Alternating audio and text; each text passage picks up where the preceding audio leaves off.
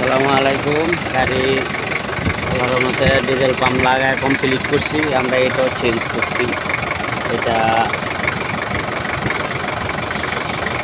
এটা pumping hard হইতো না, এটা পাম্পিং লুজ আছিল, পাম্প করলে তেল টানতো না, এই জন্য এটা সহ চেঞ্জ করছি এবং ডিজেল পাম্পের কাজ করাই দিচ্ছি। নজলেরও আল্লাহর মতে এখন গাড়ি এক টোকা স্টার্ট এবং সব কিছু পারফেক্ট আছে। আগে কালো দোয়া মারতো, এখন কালো দোয়া মারে না। আল্লাহর মধ্যে সব কিছু ওকে।